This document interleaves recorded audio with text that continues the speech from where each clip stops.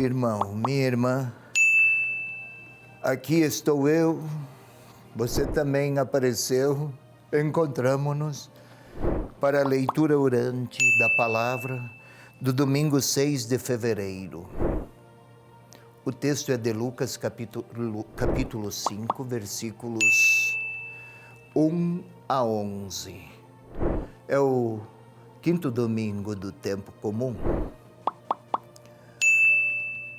Primeiro a leitura, vamos a ela.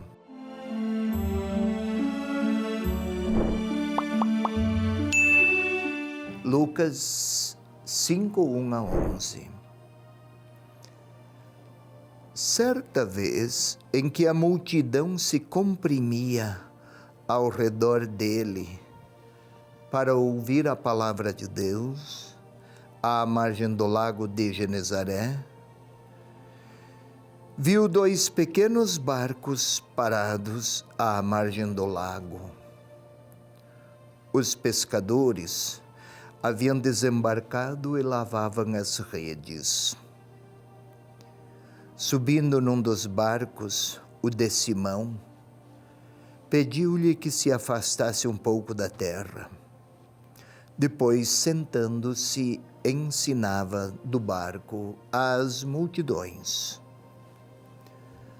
Quando acabou de falar, disse a Simão: faze-te ao largo, lançai as redes para a pesca.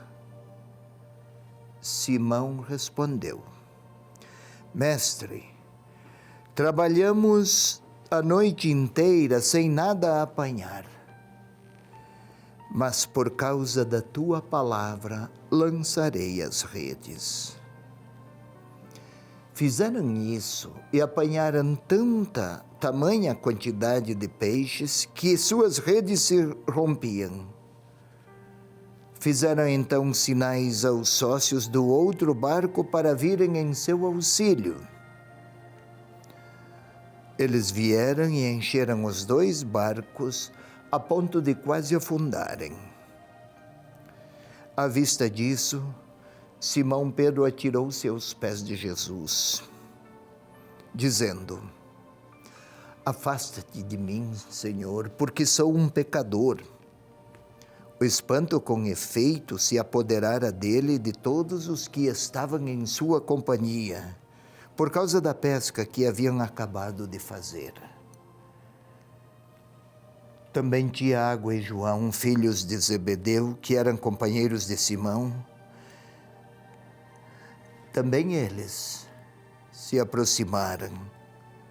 Jesus, porém, disse a Simão: não tenhas medo. Doravante serás pescador de homens. Então, reconduzindo os barcos à terra, deixando tudo, eles o seguiram. É esta a palavra deste quinto domingo do tempo comum, querido irmão, querida irmã.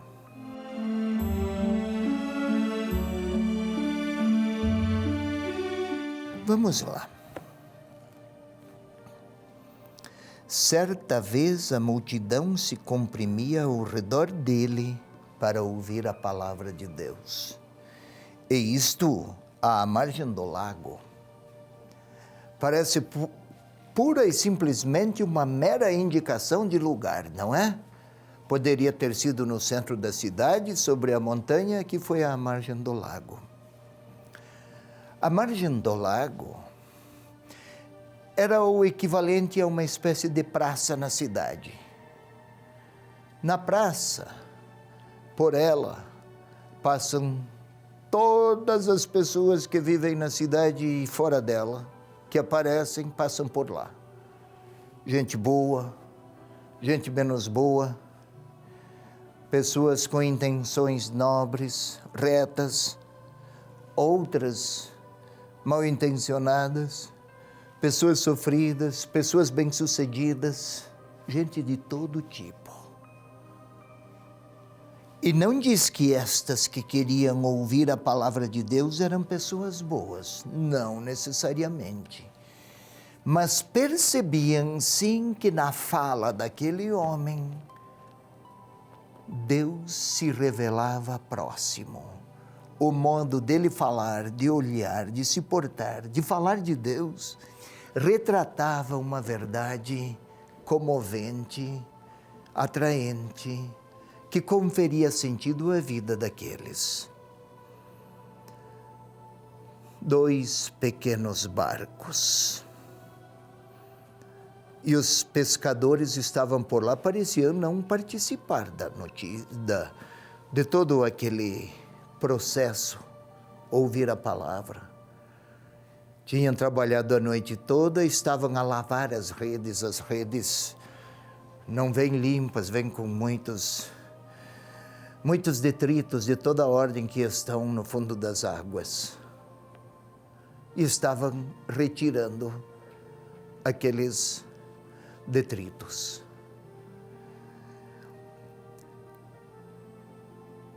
Mas Jesus, a um certo momento, se dirige àqueles 2. Acabou de falar e disse a Simão: imaginemos que as multidões assim chamadas tenham se dispersado, retornado, estejam por perto. Talvez estejam por perto, mas Jesus vai ao lugar onde está Simão. A conversa é pessoal, é direta, face a face. Faze-te ao largo, lançai, agora é no plural. Parece claro aqui, o barco nunca representa apenas a barca, o veículo para atravessar águas. A barca é a imagem da igreja. E olhe, Jesus não subiu à barca. Diz que Jesus entrou, como se ela fosse exatamente uma espécie de lugar com o qual ele estava profundamente familiarizado. Barca, imagem da comunidade eclesial. Faze-te ao largo, lançai vossas redes. Pedro, mestre, a noite toda trabalhamos, nada pegamos. Como pode agora lançar a rede durante o dia? Os peixes durante o dia descem ao fundo do mar. Conheço este ofício. Mas por causa da tua palavra. É muito preciosa esta síntese que o evangelista apresenta das decisões de Pedro. Por causa da tua palavra. Nenhuma outra lógica se impõe de maneira tão vigorosa quanto aquela que se afiguraria do ponto de vista profissional. Pescador sabe que de dia não é o dia o melhor horário para pescar. Eu não tenho outro argumento, Senhor. Não existe outro critério a não ser tua palavra, tua pessoa. Aqui o evangelista é muito feliz. As escolhas que se faz por Jesus Cristo não dependem de racionalidades ou racionalizações. Não dependem de lógicas ou de critérios outros que não a pessoa mesma, a do Senhor Jesus. E apanharam grande quantidade de peixes. Os outros barcos e os outros ocupantes também tinham trabalhado à noite, nada conseguiram. O testemunho de Pedro também se irradiou e se difundiu. Pedro viu que a palavra, percebeu, sentiu, experimentou. A palavra daquele homem transfigura e transforma o próprio Pedro. À vista disso, Simão atirou-se aos pés de Jesus. Afasta-te de mim, Senhor, porque sou pecador. Não se trata daqueles pecadinhos cotidianos que Pedro eventualmente tivera cometido. O pecador percebe quem é ele diante das grandezas reveladas e manifestas por Deus. Nas palavras de Jesus, ele vira, observara e experimentara que ele, o próprio Pedro, já era uma outra pessoa. Deu-se conta. Jesus não é mais um mestre que fala bem, mestre. O primeiro título, trabalhamos a noite toda, agora é Senhor.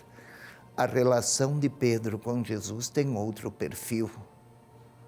E Pedro se vislumbra, se interpreta e se reconhece pecador.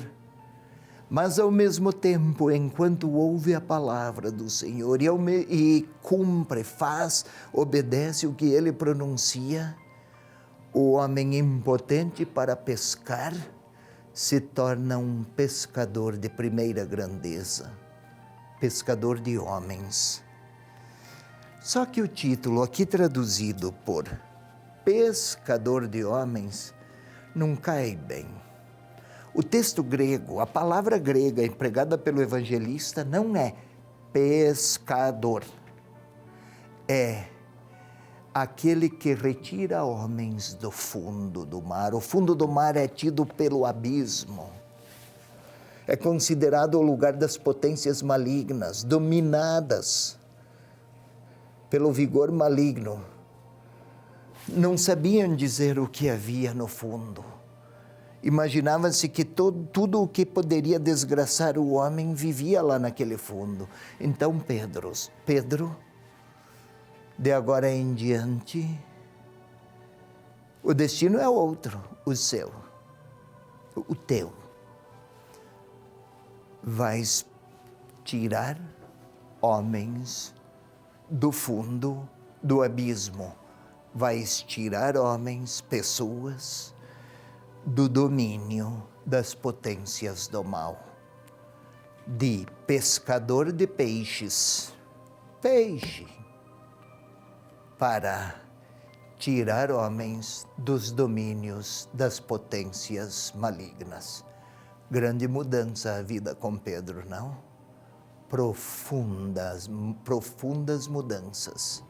E é o caminho de cada discípulo.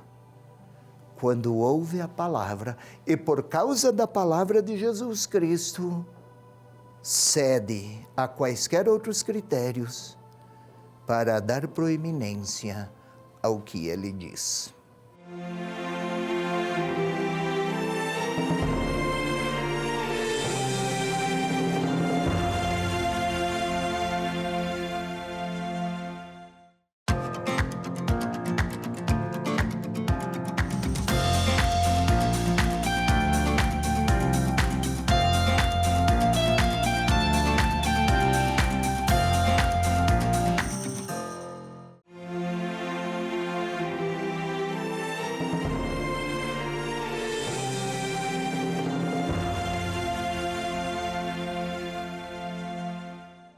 Meu irmão, minha irmã, vamos agora à segunda parte do nosso programa, a leitura orante propriamente dita.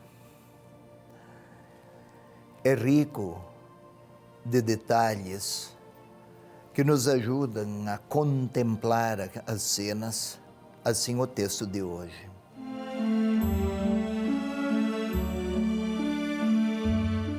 Mas primeiro vamos criar uma espécie de pacificação interior, necessária sempre, para que não haja outras palavras a ocupar nossa mente, senão e unicamente a palavra do Senhor. Como sempre, aquietemos a nossa interioridade, começando por um exercício de domínio sobre nós mesmos. Vamos controlar a nossa respiração.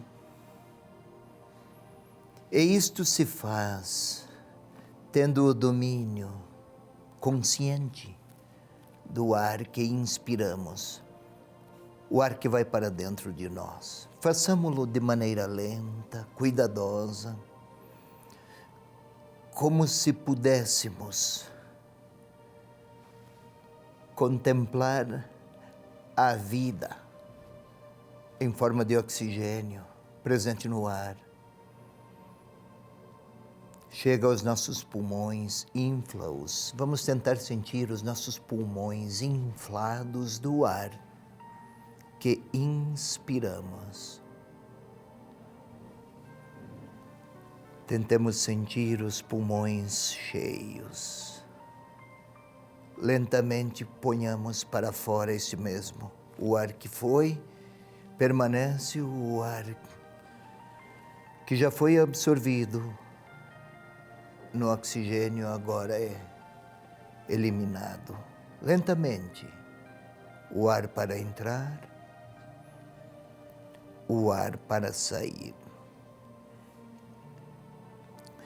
Vamos tentar fechar os olhos, tentar sentir os nossos olhos, as pálpebras, todo o globo ocular. Que maravilha! Todo aquele jogo de captação da luz, das imagens, a síntese de tudo isso no nosso cérebro. Tanta complexidade, tanta maravilha e, ao mesmo tempo, tantas leis físicas sintetizadas num globo ocular. Esta é a maravilha que é cada um de nós, que somos todos nós. Sinta estes olhos. É preciso concentração, quietude, imagens, silêncio. E agora vamos orar. Vamos pedir ao Espírito Santo que venha orar em nós. É como se fosse o próprio Deus a querer falar desde nós, fazer-nos falar a Ele. Espírito Santo de Deus, és a sabedoria divina, és a inteligência do próprio Deus, és a ternura divina. Faze-nos dóceis à Tua palavra, faze-nos sensíveis aos gestos e aos olhares que o Evangelho de Lucas, este texto, trecho do Evangelho, nos deixa vislumbrar. Faze-nos receptivos à mensagem. Que a força da palavra de Jesus Cristo inspire-nos à oração. Glória ao Pai, ao Filho e ao Espírito Santo, como era no princípio, agora e sempre. Amém. Há muitas cenas no trecho deste domingo, no trecho do Evangelho deste domingo, nos textos, nesses versículos do Evangelho de Lucas deste domingo, 6 de fevereiro. Vamos imaginar Jesus próximo junto a uma praia. Não é a praia como são as nossas praias do mar. Um lago, mas um lugar público. Um lago tem uns 25 quilômetros de comprimento, uns 13 a 14 de largura. Lá tem gente. A gente da cidade ou da vila, Cafarnaum não era tão grande, mas o lugar que todos frequentavam, a praia. Mas aos que estão interessados, querem ouvir o Senhor Jesus falar, porque reconhecem, quando Ele fala, É como se Deus pronunciasse sua voz. Lá está o Senhor a falar e a ensinar. Perguntam-lhe, ele responde, consola, solidariza-se. Talvez até algumas tiradas de humor, de festa. Jesus era alegre. Próximo estão pescadores, barcos pequenos, talvez frustrados, uma noite de cansaço no trabalho, nada. E eles precisam dos peixes para poder sobreviver, eles e suas famílias. Jesus começa a despedir os que o ouviam, e lá podemos ver Jesus se aproximar de Pedro e aqueles outros. Até lhes diz, dirige-se a Pedro, faze-te ao largo, vai para águas profundas. Eles vão. Ou melhor, antes eles entreolham-se. E Pedro quase queria dizer que era uma estupidez aquele tipo de conselho. É como se quisesse lançar a semente em terra seca, tão contraditório que é. Mas por causa da tua palavra. Essa expressão é uma síntese excepcional. Não há outro motivo. Não há nenhuma lógica a não ser o teu falar, Senhor. Provavelmente vão rir, vão escarnecer de mim, mas tua palavra se torna um critério maior do que quaisquer outras possibilidades e raciocínios. Podemos ver Pedro dizer isso, e lá vai Pedro a remar, junto com outros. O Senhor vai com ele, talvez. As redes são lançadas, as águas são mais profundas. E começa a puxar aquelas redes, e o peso é mais. Os sinais de Pedro, para que os outros também cheguem, são visíveis. Podemos ver, lá vão os outros, e os peixes enchem as barcas. Pedro olha para Jesus, vamos tentar vê-lo a contemplar. E ele, Pedro, percebe, neste homem é Deus quem age. Talvez derrame até algumas lágrimas o pobre Pedro. Senhor, sou pequeno para uma realidade tão elevada. Para nós poderíamos dizer que foi uma pesca extraordinária. Para Pedro foi a percepção de que ele tinha uma história profundamente assinalada por descaminhos e por tropeços. Não está a se condenar, não está a se punir, mas